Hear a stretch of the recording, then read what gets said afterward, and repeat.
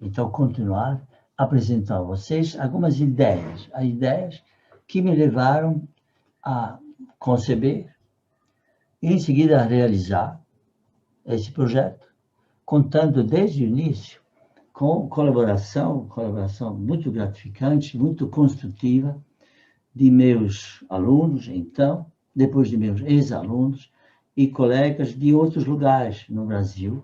Então, menciono em particular aí o professor Robson Ramos dos Reis, então, o professor Stein também está trabalhando conosco, o professor Michelazzo também organizou vários colóquios Heidegger, o professor Giacoia Júnior, Oswaldo Giacoia Júnior, trabalhou conosco muito tempo, até hoje. Ele vai fazer a próxima palestra, aliás, nessa celebração dos 25 anos. Giacoia organizou vários colóquios e sempre esteve presente nas nossas discussões e nas pesquisas. Muito bem. Então, eu agora quero dizer algumas palavras a vocês sobre o meu projeto mesmo, que está por trás dessas realizações. Eu queria iniciar mostrando a vocês, evocando a motivação do projeto. Motivação. Essa motivação eu a tive, então, em 84, como já falei. Meu interesse pela filosofia da psicanálise começou nesse momento, no curso de Fundamentos Filosóficos da Psicologia e da Psicanálise, desse curso que eu fundei em 84, como eu disse, então, com o intuito de promover no Brasil uma filosofia das ciências humanas, escolhi a psicanálise, e nesse momento vocês vão se lembrar, no âmbito da filosofia, dos departamentos de filosofia, não se trabalhava a psicanálise, não se fazia filosofia da psicanálise. Tanto é assim que, naquele momento, eu era coordenador do Centro de Lógica, e o lugar onde esse curso era ministrado, Fundamentos Filosóficos da Psicologia e da Psicanálise, era Centro de Lógica, inicialmente. Formalmente, o curso pertencia ao departamento, mas o lugar, a casa desse curso era o Centro de Lógica. Muito bem. Lá, então, trabalhava-se Freud. E eu, naquele momento, a gente discutia Freud e Popper. Eu optei muito rápido, muito cedo, pelo Kuhn, não Freud e Popper, Kuhn e Popper. Eu optei muito cedo pelo Kuhn, e quando introduzi a filosofia, o estudo da psicanálise, estudo filosófico da psicanálise, então, o meu ponto de referência básico era Kuhn. Kuhn entende que a ciência não busca verdades eternas, mas ela busca produzir programas de pesquisa, projetos de pesquisa, para tocar a pesquisa do campo de questões a qual se dedica. No caso de Freud, pesquisa sobre a saúde e doença psíquica. Muito bem. Essa ideia da ciência, essa abordagem epistemológica ou filosófica da ciência, inclusive de Freud, então, também me foi sugerida pela história da ciência, pela astronomia grega, pelo Osiander, prefaciador do De Revolutionibus de Copérnico, por Descartes. Se vocês leem Descartes, ensaios de Descartes, ensaios científicos, não o prefácio, a introdução, discurso do método, mas se vocês veem o método que Descartes aplica nos seus ensaios, esse método é essencialmente um método de análise e síntese, método emprestado por ele e adequado por ele à pesquisa na física. Muito bem. E também, o grande inspirador para mim foi Descartes. Escrevi um texto sobre Descartes heurístico, um livro, e Kant. Kant foi extremamente importante, porque meu Kant não era ontológico como o Kant de Heidegger, era semântico, era teórico da significação dos conceitos produzidos pela razão pura, dessa significação que então permitia de elaborar projetos de ideias, campos, estruturas discursivas que cobriam determinados campos de pesquisa filosófica, cognitivos, filosofia prática, filosofia da história, filosofia do sentimento, dos sentimentos estéticos. Esses discursos exigiam uma semântica e essa semântica, uma vez fornecida, permitiam que se discuta, que se descreva, que se fale dos assuntos, dos tópicos desses diferentes campos de pesquisa. Kant não era mais um ontólogo. A ontologia, diz ele, deve ser substituída. O soberbo nome da ontologia precisa ser substituída pelo humilde nome da exposição conceitual dos fenômenos. Muito bem. Esse Kant semântico, então, para mim, foi absolutamente decisivo.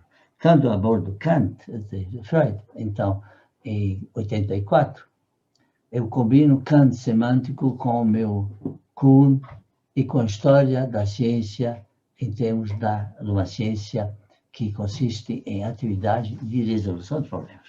Muito bem. Nesse momento, então, eu tinha Freud, tinha Kuhn, mas não tinha Heidegger. Não tinha Heidegger ainda. O que me chamou para Heidegger e tal foi Winnicott. O que ressuscitou meu interesse por Heidegger foi Winnicott. Por que Winnicott? Vocês vão dizer, como um cientista positivo, assim, tal, um pediatra, um psiquiatra, enfim, coisa. Como que ele pode suscitar o interesse pela filosofia? É pelo seguinte, Winnicott diz que o problema do ser humano, da vida humana, é o problema do existir. Problem of existing. Que na vida não se trata, em primeiro lugar, do sexo. Que na vida se trata do existir. Muito bem. Isso que é então interessante. Aí você pergunta a mim, tudo bem, mas o que é esse existir? Eu vou dizer, vou explicar. Existir é um processo, vai acontecer. Existir começa. Um bebê humano começa a existir. Tem que se estudar esse começo do existir. O bebê continua existindo. Ele não somente existe, sim, continua existindo, ele se torna um existente, um exister. Winnicott até mesmo produziu uma palavra, exister, que não existe em inglês, só na obra dele. Um existente que se relaciona com o objeto e ele existe e se relaciona com o objeto no mundo. No mundo inicialmente bem pessoal, dos sonhos, e depois um mundo mais extenso, assim, de relações familiares, sociais, terminando então por um mundo objetificado de relacionamento externo. Muito bem. Esse foi o Winnicott que eu encontrei no começo dos anos 90. Foi Elsa que estava comigo, então, em 87 com Boss, que me disse, mas então, você que quer se ver o que Heidegger diz sobre a psicanálise, você deveria tentar entender o que Heidegger poderia ter dito se tivesse lido Winnicott. Em vez de, usar seu latim para estudar a Heidegger e Freud, por que você não estuda Heidegger e Winnicott? O convite me pareceu extremamente plausível. Winnicott recusa a ciência naturalista. Winnicott contra o fisicalismo das ciências humanas. Enfim, ele rejeita o princípio de determinismo. Isso é muito interessante, até mesmo indo contra Kant. Ele rejeita também, em boa parte modifica, o paradigma freudiano. Então, Heidegger tentou modificar Freud, traduzir Freud para a sua linguagem de ser e tempo. A ideia era usar a linguagem de ser e tempo para falar com o Winnicott, que também já se livrou do Freud. Vejam, Heidegger tentar refazer Freud na linguagem de ser e tempo. Winnicott refaz Freud na sua própria linguagem. A ideia é estudar aquilo que Winnicott diz, o modo de falar de Winnicott, estudar em comparação com aquilo que Heidegger diz, a seu modo, ao traduzir, ao criticar, ao desconstruir a psicanálise freudiana. Os dois compartilhando a tese de que a ciência do existir humano, essa ciência do existir humano, não é uma ciência naturalista, não é uma ciência do tipo de uma biologia ou de uma psicologia causalista, ou quem sabe determinista. Isso. Muito bem. Isso, então, foi o meu ponto de partida. Com base nessas ideias, eu formulei um projeto, pesquisa dessa conexão Winnicott e Heidegger. Eu usei Heidegger para estudar Winnicott. Eu estudei Kant, esse Kant semântico, e estudei Kuhn. Eu usei Kuhn. Foi esse trio filosófico, epistemológico, coisa e tal, que eu mobilizei, nunca sempre Heidegger, nunca apenas Heidegger. Heidegger e Kuhn e Kant, mobilizei para estudar Winnicott. Muito bem. O que aconteceu, enfim, de lá para cá, com esse meu projeto, no que me diz respeito? Eu gostaria muito que, quem sabe, a gente possa fazer mais, e cada um de vocês que colaboraram comigo, podemos chamar outras pessoas ainda, nos ajudarem a pensar o que foi feito nesses colóquios e nas pesquisas paralelas a esses colóquios. Vou dizer algumas coisas aí que me ocorreram. Muito bem. Em primeiro lugar, eu fiz vários textos sobre o desenvolvimento da problemática do sentido de ser, na forma de analítica existencial, não do segundo Heidegger. Estou mencionando. Em Heidegger não está muito claro sempre o que é a problemática do ser doente, que é ser humano. Muito bem. Desenvolvi isso e, na sequência disso, me interessei pela antropologia filosófica embutida na analítica existencial. Em seguida, me interessei pela antropologia ôntica, normal e patológica, que podia ser construída, diz Heidegger, como uma nova ciência, uma ciência inteiramente nova. Então, baseada na analítica existencial.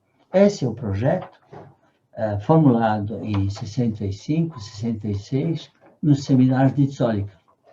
E, digo, esse projeto, justamente, foi realizado por Buss, com direta presença de Heidegger, influência de Heidegger, em 71, no Grundrisse, livro que eu apresentei a vocês no início.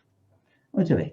Então, outro tema que me mereceu atenção, ética.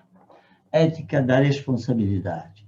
Já antes eu escrevi um livro sobre ética e finitude, uma interpretação ética de relacionamento humano, tal como pensado pelo CLT. Agora me chegou a ideia de que em Winnicott, relações humanas, desde o início, desde a relação mãe-bebê, são relações que implicam um ter que ser, um dever que não é baseado na lei, mas um ter que ser que é baseado na própria estrutura do relacionamento. Então, eu escrevi sobre isso já no meu livro Ética e Finitude, depois retomei esse assunto em várias outras publicações. Outro tema que eu achei extremamente interessante é o fim da filosofia para mim. Fim da filosofia segundo Heidegger. Heidegger vai, no livro Zur Sache des Denkens, dizer claramente que a filosofia está no fim. Filosofia é o platonismo. Platonismo está no fim. Muito bem. Isso implica não somente que a filosofia está no fim, eu digo em geral, mas em particular que a fenomenologia está no fim. Fenomenologia enquanto o resultado de um certo número de reduções, pesquisa guiada por um certo número de reduções,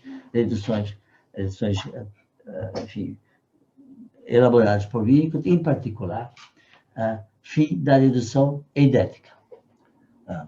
O Husserl visava buscar, na presença de cada coisa, o eidos, a essência dessa coisa. Isso é uma evocação longínqua do Platão. Heidegger vai dizer que a filologia está no fim. Veja que coisa interessante. Isso significa que fim das ontologias. Mas isso significa também o fim da ontologia fundamental de ser e tempo. Eu demorei para me dar conta das consequências disso.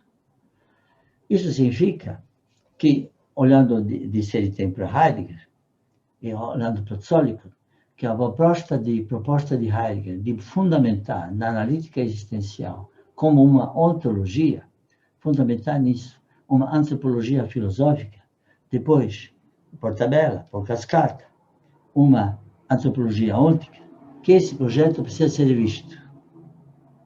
Tem indícios claros em Ser e Tempo que Heidegger está querendo deixar, embora utilize o Ser e Tempo, deixa de lado o Ser e Tempo e tenta pensar o existir humano em termos de Ereignis,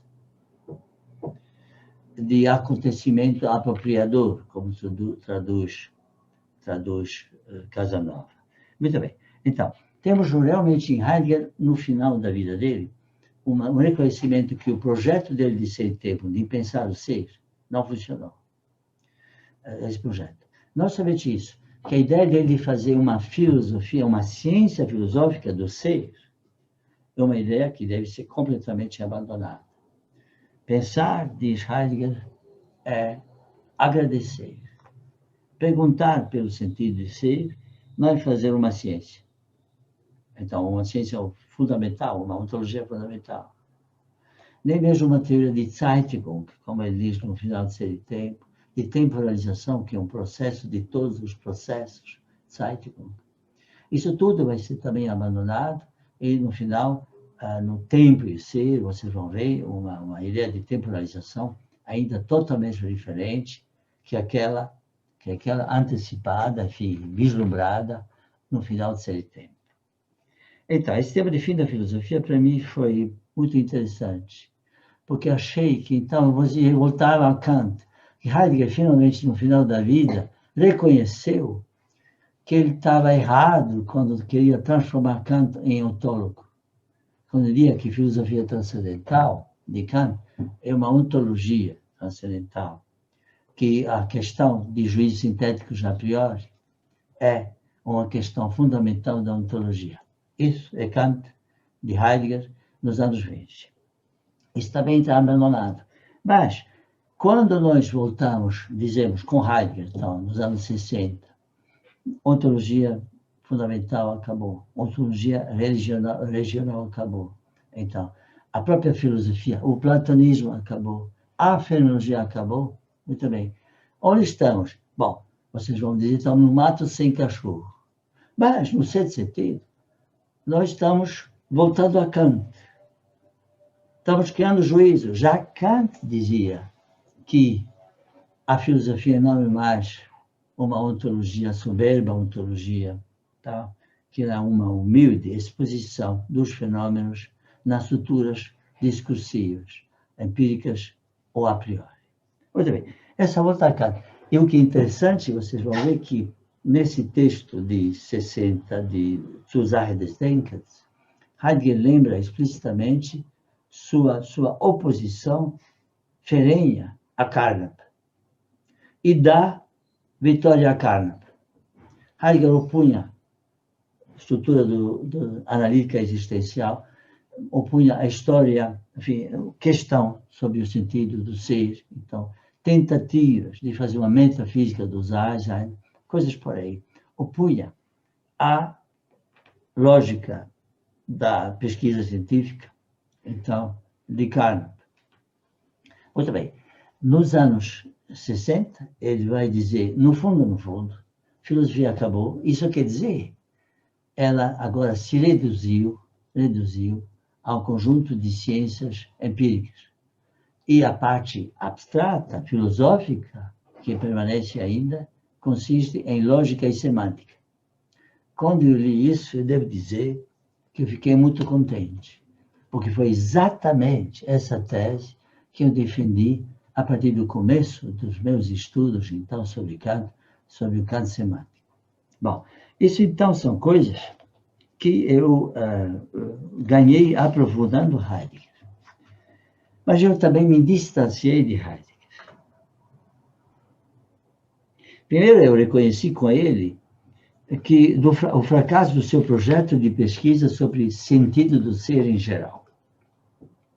Também, realmente não apreciei a violência contra Kant. Já mencionei isso, vou citar uma frase de Heidegger. Gesamtausgabe 25. Interpretação da crítica da razão pura. Heidegger escreve: olha, todos os juízos sintéticos, a priori, são puros juízos temporais. Ele diz, nessa mesma Gesamtausgabe, nesse mesmo volume, der Ursprung, a origem das categorias, é o tempo ele próprio. Isso é difícil de entender para um intérprete de Kant. Heidegger admite que ele praticava violência com Kant, que ele tornava Kant semântico, lógico, tal, num Kant ontológico. Isso não pagou, não valeu. Porque não somente Kant ontológico acabou a ontologia fundamental de Heidegger. Acabou a ontologia fundamental. Acabou a filosofia. Então, esse então, ponto me pareceu sugerir o seguinte: que tal a gente aprender alguma coisa desse erro de Heidegger e voltar a Kant mais uma vez? Não o Kant ontólogo, como queria Heidegger, mas o Kant lógico-semântico. Muito bem. Foi exatamente esse caminho que eu tracei numa série de pesquisas sobre Kant. Ok. Mas tem outro ponto que é, sobretudo, importante na comparação de Heidegger, no estudo de Heidegger com ele. São as deficiências da fenomenologia heideggeriana da facticidade, do cotidiano. Eu quero dizer, sem poder querer provar isso aqui agora. A antropologia ôntica de Heidegger de Ser e Tempo, a sua descrição do cotidiano mediano, como ele fala, é de inspiração teológica. Ela vem de antropologia teológica, da antropologia da teologia, do pecado original. Esses teólogos em questão são Paulo, Agostinho, Lutero e Kierkegaard. São 4 autores que estão sempre presentes nas considerações de Heidegger sobre o ser humano. A Fenomenologia da Vida Religiosa é um comentário de Paulo de Tarso. Agostinho está fortemente presente em Ser e Tempo. Lutero está por toda parte. E Kierkegaard, também, interessantemente, no Beiträge, num parágrafo lá, no Beiträge, tem o seguinte título: Hölderlin, Nietzsche, Kierkegaard. Eu me perguntava por muito tempo por que esses três, assim de repente, por que não Aristóteles, Husserl, Platão, mas que mais? Porque esses três configuram muito melhor as tendências básicas do pensamento de Heidegger. E no que diz respeito a Kierkegaard, ele é um paradigmático teólogo, enfim, pensador do pecado original. Todo o seu livro sobre angústia, que Heidegger considera uma das suas principais inspirações de grande valor para a analítica existencial, esse livro sobre o conceito de angústia é um comentário, se vocês querem, sobre o tema teológico da expulsão do ser humano do paraíso e do retorno. Temos uma peregrinação incessante do ser humano ao lugar de onde foi expulso. Muito bem. Isso é o primeiro ponto. Muito bem. Outra coisa que eu quero dizer é que o ser no mundo de Heidegger tem aplicação restrita. Ele se aplica aos adultos saudáveis ocidentais. Ele não se aplica aos bebês, não se aplica aos psicóticos, aos psicologicamente, mentalmente doentes, e às pessoas de outras culturas, que não a nossa, que é a cultura basicamente do trabalho. O que mais? Sentimentos básicos em Ser e Tempo são medo e angústia. Isso me lembra agora, inevitavelmente, então, Furcht und Zittern. Furcht und Zittern de Kierkegaard e da Bíblia. Medo, temor e tremor. Tremor, angustiado. Sorge. Sorge consiste, tem elemento de existência, projeto para frente, mas tem um elemento de lançamento, de tratamento e queda. Esses são 3 momentos. Preocupação humana, a estrutura mesmo do existir humano, essa existencialidade, a abertura para frente, e já tendo sido caído, já tendo sido lançado para o mundo e caído nas gerações intramundanas. Interessantemente, essa Geworfenheit é traduzida por Fausto Castilho por dejecção. Isso não é o termo glorioso, vamos dizer, então. E verfallen é caimento, queda, decair, decaimento.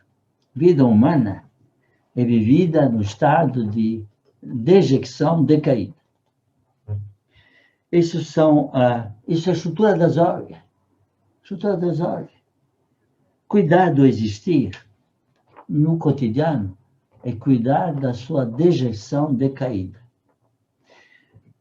Deixar de cuidar do existir é se ver com esse destino e assumir esse destino autenticamente. Muito bem. Isso tem longos desenvolvimentos possíveis. Outra coisa, ausência do corpo. Isso faz com que Heidegger tenha dificuldades insuperáveis de tratar dos fenômenos cotidianos como nascimento, crescimento, amadurecimento, sexualidade, agressividade, envelhecimento, morte. Sem corpo, nenhum desses elementos é compreensível. Isso significa, mais uma vez, que a ôntica heideggeriana é uma ôntica insatisfatória. Muito bem. E uma coisa que surpreende, a mim surpreendeu muito, que existir humano, no fundo, é existir sem história. Como não tem amadurecimento, não tem crescimento, não tem envelhecimento, a história que, enfim, o acontecer que compõe mesmo a vida humana, não é contemplado por Heidegger. Aquilo que ele chama de historicidade, no fundo, não é outra coisa de mudança de registro, de temporalidade. Uma modulação do tempo. Em vez de vocês olharem os fenômenos de dejecção, de derelicção, como dizem os franceses, do decair em dejecção, olharem isso em termos do cotidiano, sequencial, kantiano, se vocês querem isso, vocês podem refazer, remodular esse tempo em termos do tempo originário. Muito bem, vocês têm a ideia de Augenblick, golpe de vista, onde se vê tudo de uma vez, onde vocês veem o seu destino. Vocês veem o seu destino até a morte. Você cai em si, assumem a sua dejecção. Isso não é história, diria eu, não é que se pode chamar de história, a la Hegel, digamos, ou a la cotidiano, história de uma vida, história de um povo. Muito bem.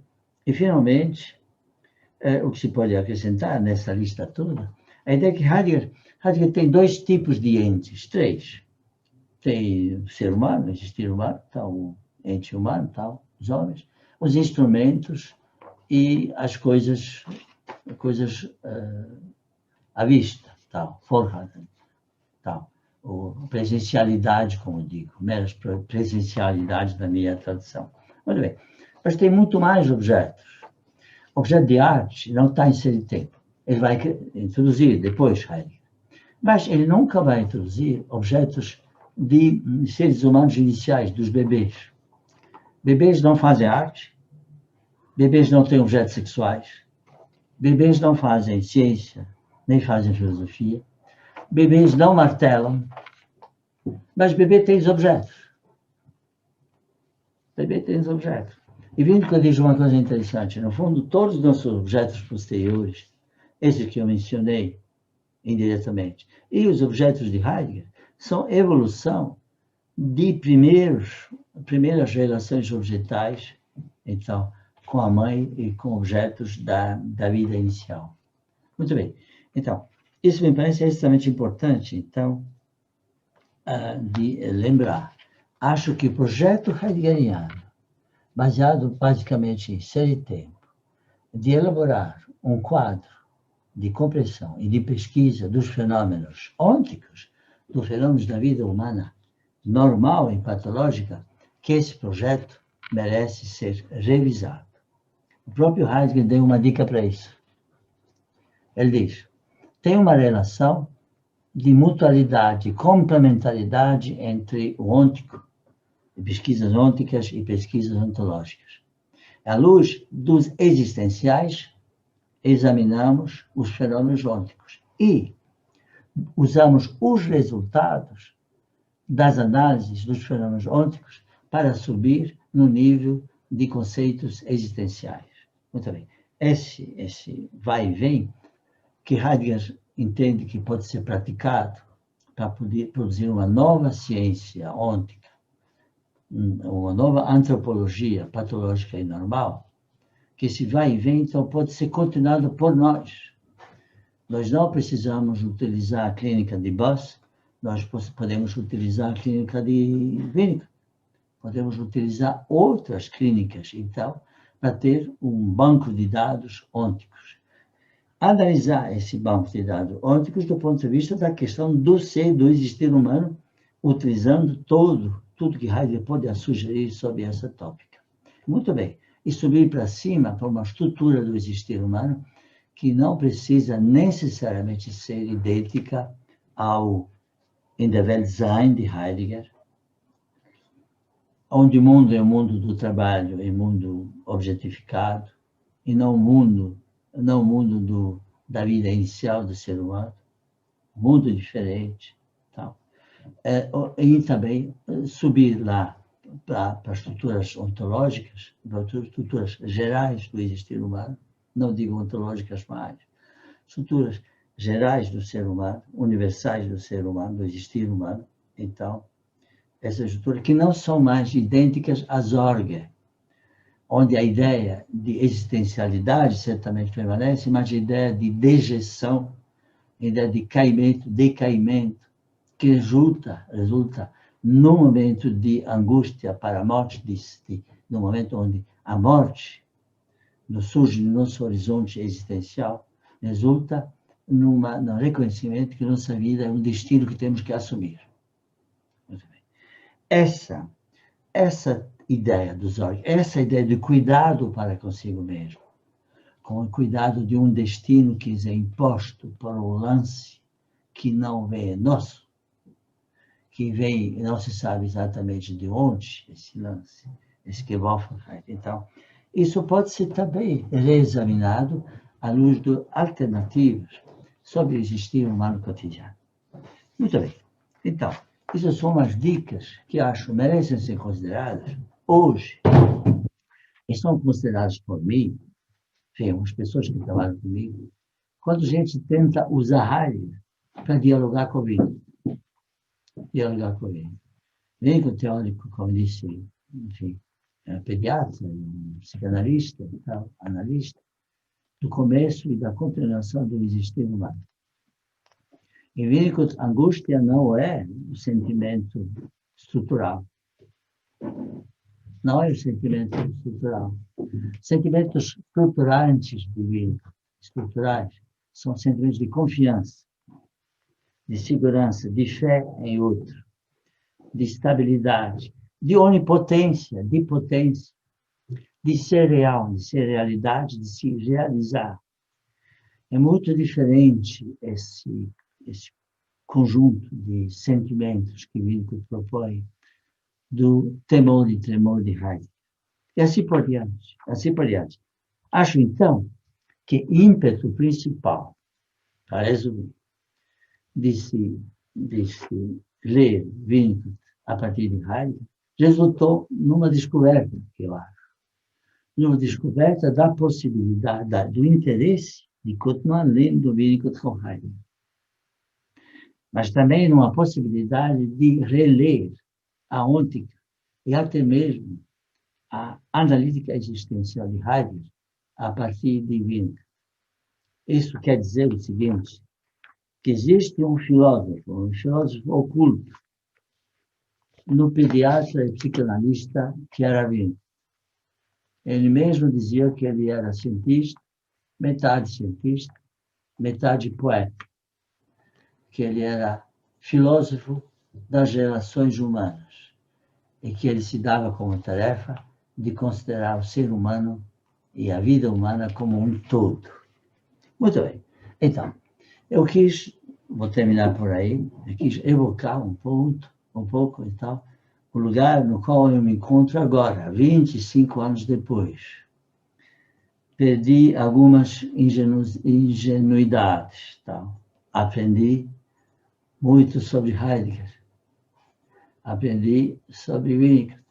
Aprendi sobre a dinâmica possível que a gente pode imprimir nas pesquisas eventuais, futuras, que a gente pode imprimir na discussão desses temas que invoquei agora e de muitos outros.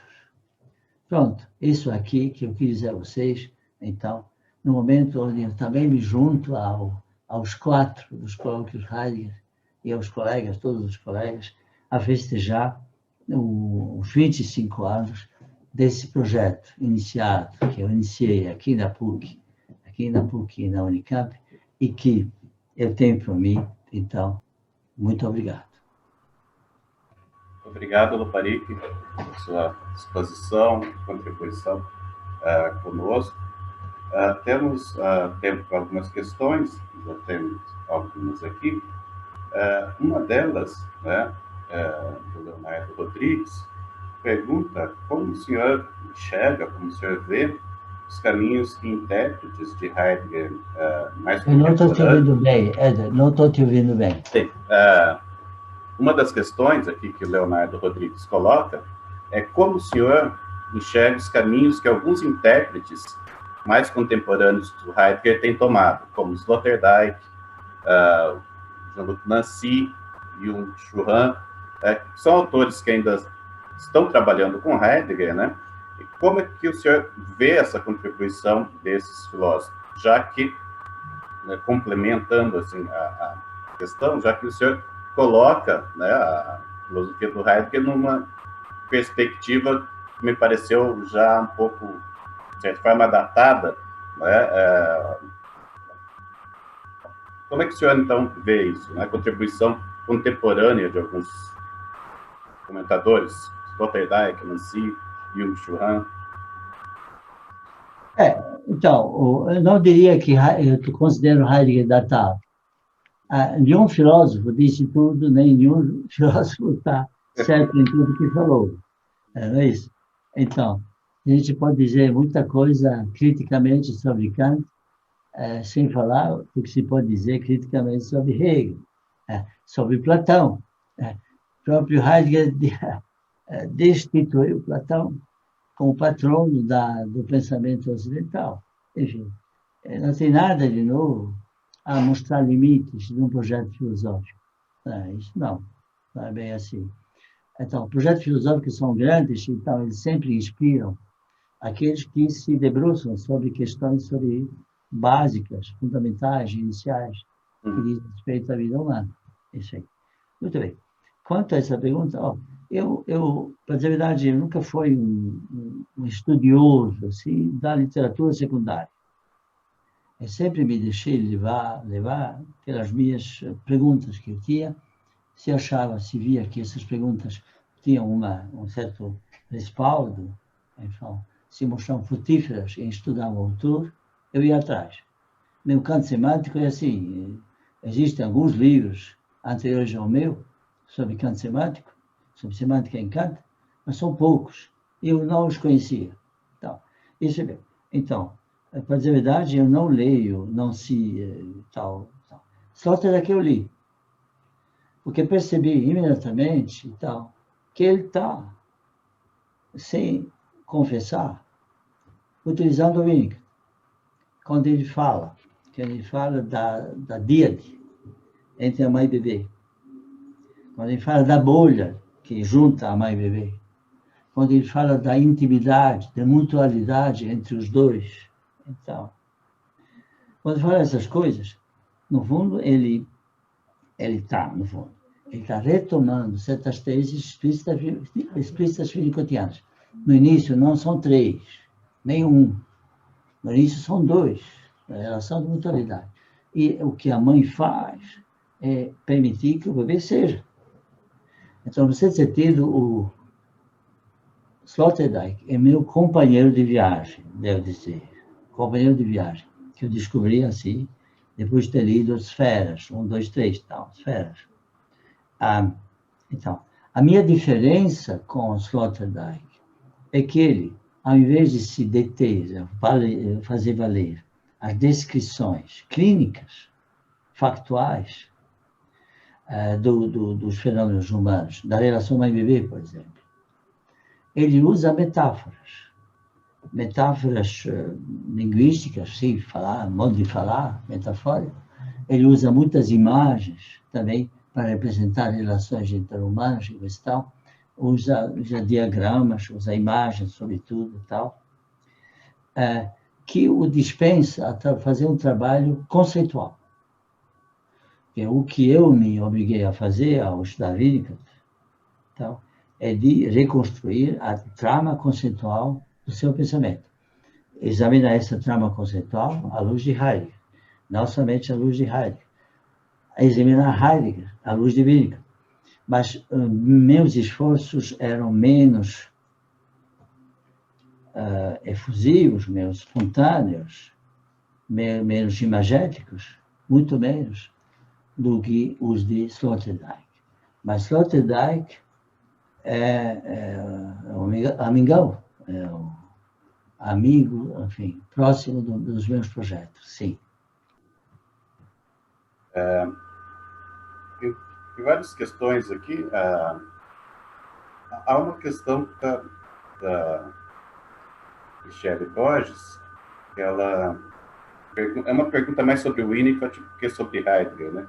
Então, ela insiste bastante aqui na questão. Vou fazer para o senhor. A teoria de Winnicott e sua prática não pode ser entendida a partir da criação artística? Ela pergunta, né? Se a clínica winnicottiana não é uma experiência artística. Não. A experiência artística é baseada na teoria winnicottiana da relação mãe-bebê e da realização inicial do potencial herdado humano que faz parte, que é constitutivo da natureza humana. O bebê não faz arte. Não faz arte. Artista já tem que ser uma pessoa já mais avançada, né? Para tocar piano tem que ter alguns anos, para pintar, não sei, para desenhar, idem também. O bebê não desenha.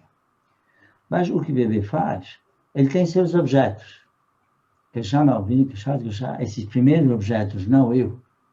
Tem vários outros, tem antes, objetos subjetivos, meramente de sonhos. Mas entre primeiros objetos tem esse bebê, que são pedaços que o cercam, no ambiente onde o cercam, que ele reconhece nesses objetos o não eu, ele toma posse desses objetos como não eu. Ele começa, através desses objetos, se separar de si mesmo, se vocês querem. Porque o si mesmo inicial era grudado, era fusionado com a mãe. Ele começa a se separar de si mesmo e, dessa forma, se separa da mãe. Note bem. Primeiros objetos são esses. O dedo, quando o bebê chupa dedo. Depois tem outros objetos do brincar. Brincar não é trabalhar. Brincar não significa fazer arte. Brincar significa brincar. Significa sonhar uma situação e materialmente usar os objetos do mundo externo para nós, considerado para nós, adultos, mundo externo do bebê. Ele investe de sonho o mundo real. Junta o real com sonho com o real. É sonho realizado, não no sentido de Freud. Realização do desejo. Não tem um desejo nesse momento envolvido no brincar. Brincar não realiza desejo. Ele realiza a criança. A criança se realiza brincando. Muito bem. Só depois que se pode pensar como uma forma sofisticada o fazer artístico. Tá? Então, fazer artístico pressupõe uma série de desenvolvimentos maturacionais que em si não são artísticos, que são na raiz do fazer artístico. Muito bem. E Winnicott, como terapeuta, não é artista. Ele ajuda o bebê a passar por essa linha de desenvolvimento. Isso não é mole, não é fácil, não. Então, o objeto psicótico que não percorreu objetos transicionais, brincar, que não sabe brincar, que não cresceu, apareceu, esse outro não é objeto da arte, é objeto de cuidado. Para a gente terminar, então, vou colocar mais duas questões, elas estão relacionadas, né? Uma é do Edgar Lira, que pergunta, a título de ilustração, que críticas o senhor faria à concepção de Winnicott? Digo, a partir do diálogo com Heidegger. E o Robson pergunta se há compromissos ontológicos na psicanálise de Winnicott? As críticas que eu faria a Winnicott? Sim. A partir desse diálogo com Heidegger. Sim, eu acho que ele se vocês considerarem a estrutura, no certo sentido, bem acabada, do ser humano, exposta em termos de analítica existencial. O que nós temos em Winnicott é uma falta de estruturação sistemática, organizada, das suas ideias sobre os sentimentos básicos, sobre a relação objetal, sobre os ambientes. Ele fala muito de ambientes, por exemplo. Heidegger fala do mundo e caracteriza esse mundo de uma forma bastante clara. Se vocês lerem Winnicott Trabalho de Heidegger, ele fala do mundo subjetivo, fala do mundo das relações objetais, fala do mundo interpessoal, externo, mas ele não dedica considerações específicas, não purifica, não trabalha os conceitos que ele está utilizando. Então, faltou. Winnicott mesmo disse, eu não faço nenhuma contribuição direta à filosofia. Eu crio a coragem, porque eu leio filósofos. Muito bem. Então, eu acho que o que faltou a Winnicott é uma organização, uma melhor organização das suas intuições do tipo filosófico ou poético. O que Heidegger tinha de sobra, o que se pode entender com Heidegger, é fazer uma sistemática da teoria do existir humano, muito melhor do que a feita por Winnicott, embora parcial. Winnicott tem vantagem de ser, Heidegger tem vantagem de ser mais organizado, embora parcial. Winnicott tem mais amplo, mais rico, mas ele não tem organização de vida. Uma das coisas que justamente merece ser estudada é justamente essa. Muito bem. E depois, a segunda parte da pergunta. Essa é do Robson, se há compromissos ontológicos na psicanálise de Winnicott. Bom, eu tentei mostrar que o próprio Heidegger não tem mais compromissos ontológicos. Conceitos básicos, as categorias básicas do que cobrem um campo de pesquisa, são produtos da própria ciência. A filosofia não é capaz de oferecer conceitos ontológicos mais. O platonismo morreu. O platonismo ist Metaphysik. O platonismo morreu. Muito bem. Isso significa, como diz Heidegger, justamente, Zusage des Denkens, que as categorias se tornaram conceitos básicos da propriedade, da própria ciência de cada campo. A ciência não recorre mais à filosofia para para determinar sua tábua de categorias de coisa e tal. Ela mesma faz, dispensa o filósofo. Heidegger se deu conta disso tarde.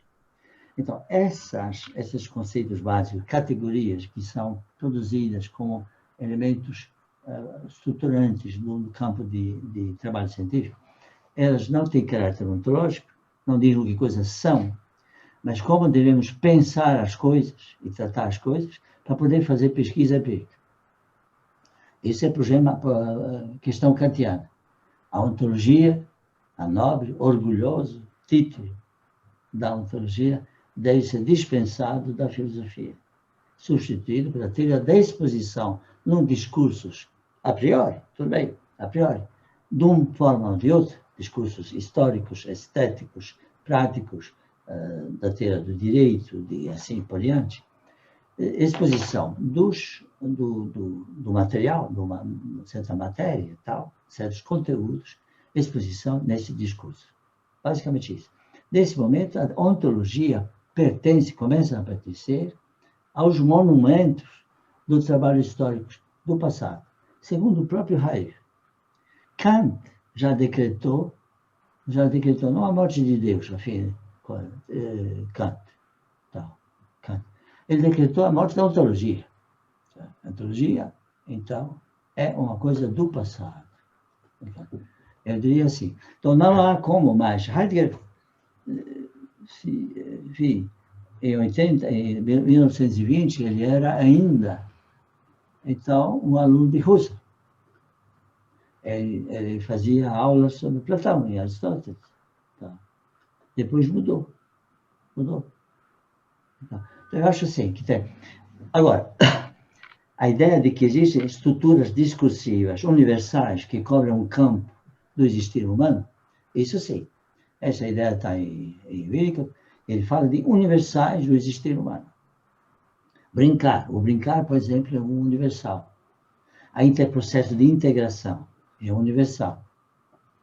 Coisas desse tipo. Então, isso pode ser estudado, pode ser ampliado, organizado, muito mais, mas isso não resulta em algo como uma ontologia fundamental do existir humano. Isso é, segundo o próprio Winnicott e segundo Heidegger, uma coisa do passado.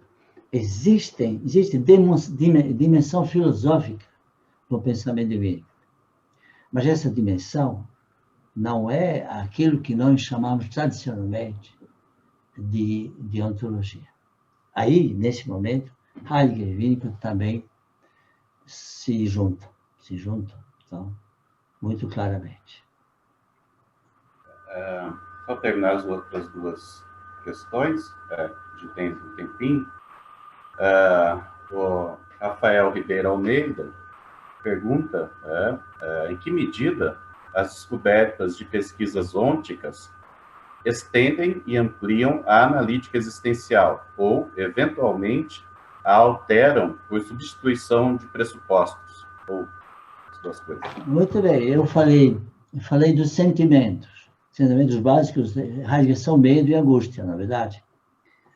Winnicott vai dizer, se um bebê, quando ele está saudável e bem, em boas relações, tem bom colo, esse bebê não sofre de angústia. A angústia só surge quando a relação com a mãe é perturbada, quando tem falhas nessa relação. A angústia não é estrutural em Winnicott, como em Heidegger é. A angústia está sempre lá nos seus sentidos e a gente foge dela. Isso vem de Kierkegaard. Muito bem. Então, a teoria dos sentimentos pode ser revista aí fortemente. Heidegger depois vai falar de Langeweile, de tédio. Ele vai falar de Erschrockenheit, enfim, a pessoa fica atemorizada diante do mundo e das coisas do mundo. São sentimentos, basicamente, de fracasso, de conflito, ou fracasso, de incapacidade de existir. Esses são os sentimentos que vão caracterizar Heidegger. O medo de um perigo. O medo, finalmente, de perder tudo na morte. Bom, esses sentimentos são básicos de Heidegger. O que Winnicott dizer o existir humano se constitui a partir de outro tipo de sentimento. Então, e os sentimentos negativos, esses destacados por Heidegger, surgem em determinadas condições. Isso é interessante ver. Isso é quanto ao sentimento. Bom, outra coisa. Quem? O quem em Heidegger, o quem é mediano, cotidiano. Eu sou o que eu faço. Sou funcionário público, qualquer coisa assim. Sou jogador de futebol. Heidegger vai dizer, Milton vai dizer, não, o bebê é um quem inicial que se constitui na relação com a mãe de confiança, de contato, de confiabilidade, de estabilidade, de segurança. Quando isso acontece, o bebê, desde o início, se constitui como si mesmo unitário. Característica básica desse si mesmo unitário é que ele é espontâneo. Ele, na medida onde ele é unitário e construído como uma unidade, né, então, ele é capaz de se dirigir, em termos dessa unidade que ele é, para a mãe e para tudo que ocorre por aí. Tudo que todos os detalhes da situação na qual ele se encontra. Ele é capaz de ser onipotente, a experiência de onipotência e vários outros sentimentos de onipotência. Muito bem. Ao longo desse processo, ele se constitui como eu. Eu sou mais eu. Eu sou e tenho meus inimigos. Eu posso cuidar dos outros. De modo que o si mesmo, o Winnicott chama, si mesmo verdadeiro, não se constitui no ser para a morte. Onde eu caio em mim, finalmente, sei de mim, como um decaído, como uma espécie de dejetado, na verdade, desse mundo. Kierkegaard. Então, desde o início, o ser humano é capaz de ser si mesmo, o que se constitui na relação de confiança, de confiança com a mãe. E esse ser si mesmo, então, não é submetido. A submissão só ocorre de novo se o ambiente for só a barra. De modo que Medsein, aquele quem do cotidiano heideggeriano, é um quem que já se perdeu em termos de vida. Um bebê ou uma criança que cresceu de uma forma vigorosa não se submete. Ele é um quem, mas esse quem não é feito de fora para dentro. Não é o quem assumido, vivendo com os outros. Eu sou os outros, como diz Winnicott. Não. O bebê winnicottiano, que é construído de forma sadia, é um bebê que é si mesmo antes de ser os outros, que pode até ser os outros, se precisar. Então, a estrutura do si mesmo, do quem, essa temática aqui, não é a mesma. Então, sentimentos não são os mesmos, podem ser modificados à luz da ôntica winnicottiana. O quem, a estrutura da personalidade básica não é a mesma. E o mundo. O mundo não é inicialmente, o mundo inicial não é o mundo inicial dos sapateiros, dos toneleiros, dos artesãos. O bebê não é artesão. O bebê que brinca não é artesão. A vida na família, que é uma estrutura básica, vida na família não é vida numa oficina. Todas essas vidas, todas as formas do mundo, se dão no mundo, nos diferentes mundos. Enquanto que você olha no mundo de Heidegger, é muito restrito com o conceito. Então, Winnicott obriga um heideggeriano a se dar conta que Heidegger pensou o mundo ainda numa certa ôntica, numa certa prática, numa certa antropologia que vem, seja da teologia lá, tal, Kierkegaard,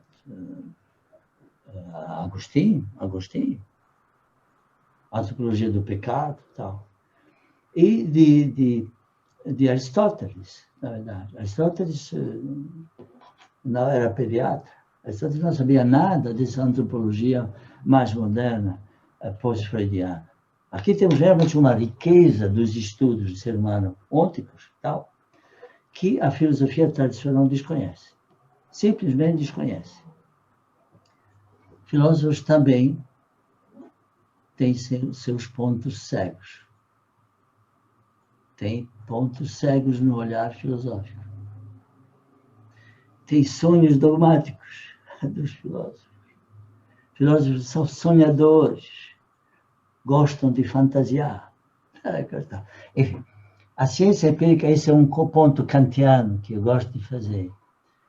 A filosofia, o ser humano pensante ganha muito ao se perguntar quid facti, como estão as coisas, quais são os fatos, né?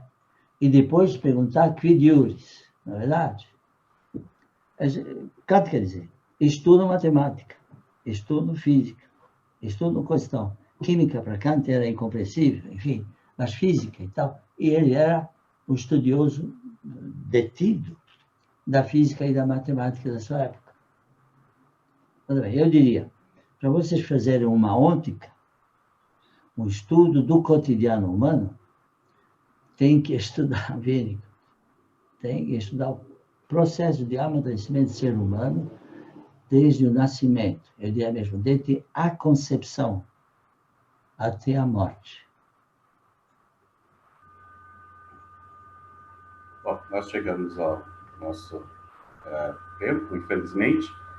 Gostaria de agradecer novamente o professor Lopari, por há 25 anos ter criado esse evento e ter se mantido aqui até hoje, o senhor estar aqui hoje presente conosco, fazendo várias provocações, nossa tarefa de pensar o que fazer agora com Heidegger mais 25 anos. Mais 25 anos. Há várias provocações da nossa tarefa. Eu não prometo de seguir vocês nesse caminho, né? Mas, enfim, esperamos que a gente consiga manter o evento ainda, né? Os colóquios, né? Por mais muitos anos. Gostaria de aproveitar e convidar a todos para a semana que vem, nesse mesmo horário, neste canal, a palestra do professor Francisco Abalo. A gente dá continuidade às nossas comemorações, aos 25 anos do Colóquio Heidegger, e desejo a todos boa noite. Professor, muito obrigado mesmo pela participação. Eu agradeço a todos que me seguiram hoje.